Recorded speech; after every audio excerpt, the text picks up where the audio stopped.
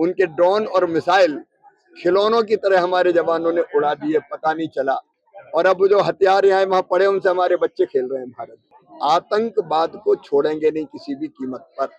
और पाकिस्तान से बात होगी तो केवल पाक ऑक्युपाइड कश्मीर के बारे में बात होगी। भारत माँ के लाल, भेदभाव का कहाँ सवाल।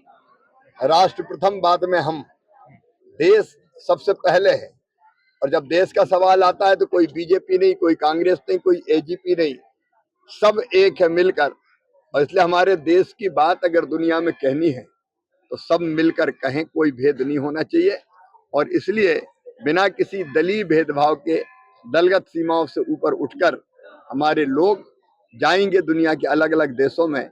अभी जो कुछ हुआ, भारत कभी युद्ध का समर्थक नहीं रहा, लेकिन निर्दोष हमारे नौजवानों के सीने धर्म पूछकर गोलियों से छलनी कर दिए गए। तब हमारा संकल्प था कि आतंकवाद का हम नाश करेंगे। और इसलिए हमने पाकिस्तान के नागरिकों पर हमने हमला नहीं किया और न हमने पहले सेना को निशाना बनाया। हमने आतंकवादियों के अड्डों को तबाह करने का काम किया।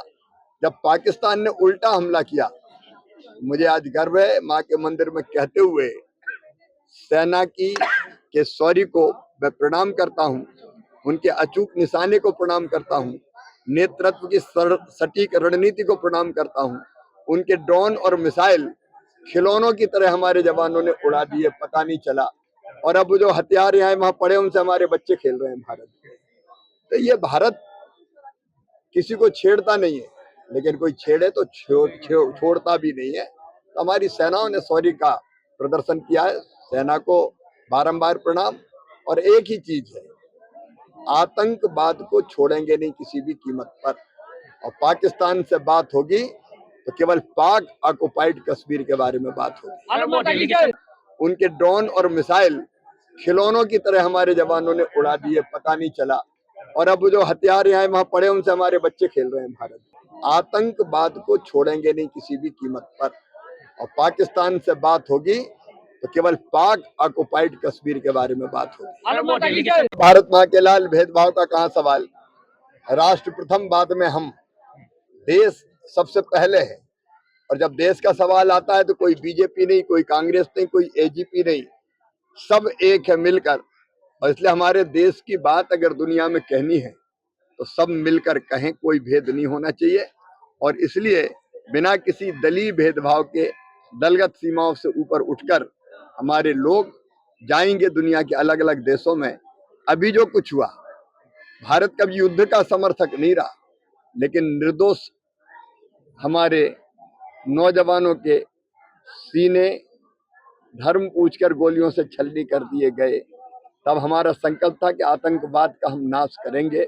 और इसलिए हमने पाकिस्तान के नागरिकों पर हमने हमला नहीं किया और न हमने पहले सेना को निशाना बनाया। हमने आतंकवादियों के अड्डों को तबाह करने का काम किया।